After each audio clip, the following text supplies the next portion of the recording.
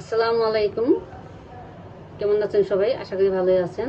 তো আমি আজকে যে নেহারি পাক করব, আর এখানে কিন্তু আমি নেহারি পাকগুলো সুন্দর করে ধুয়ে নিয়েছি, পরিষ্কার করে গরম পানি দিয়ে ভালোভাবে ধুয়ে নিয়েছি।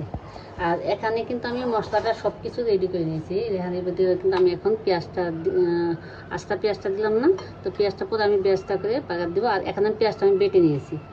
তো পেঁয়াজ নিয়েছি, আদা রসুন, মাংস মশলা বেটে নিয়েছি, আর হলুদের গুঁড়া, মরিচের গুঁড়া, ধনিয়ার গুঁড়া, স্বাদ মতো লবণ আর দারচিনি এলাচ সহ আমি একসাথে রেডি করে নিয়েছি। তো এখন আমি মশলাটা দিয়ে দেব।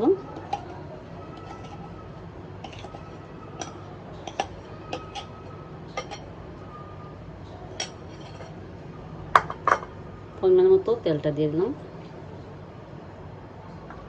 তো এখন আমি মাখাই নিচ্ছি।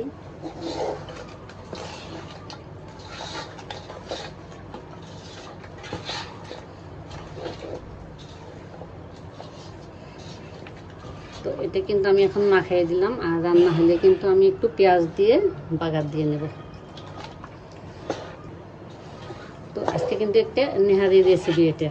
তো নেহারিটা আমি কীভাবে রান্না করি তা আপনার সাথে শেয়ার করলাম। তো এই যে আমি মাখাই নিলাম সুন্দর করে। তো এখন আমি রান্না বসাই দিব।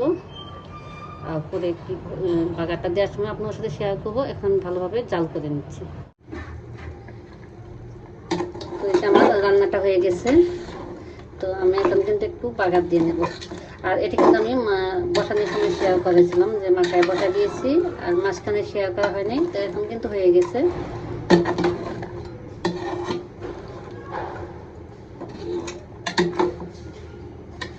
তো এখন আমি বাগারটা দিয়ে নেব। আর বাগার দেওয়ার জন্য এখানে নিয়েছি পেঁয়াজ, রসুন, আর নিয়েছি জিরা।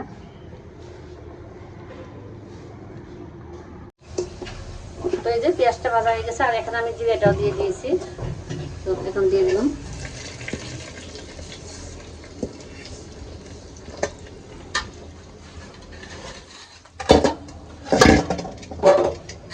তো আমি পেঁয়াজটা ভেজে দিয়ে দিলাম বাগারটা, একটু নাড়া দিয়ে দিচ্ছি।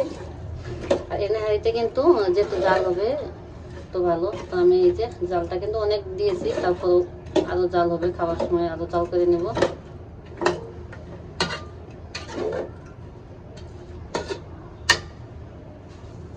তো আমার ভিডিওটি এ পর্যন্ত শেষ।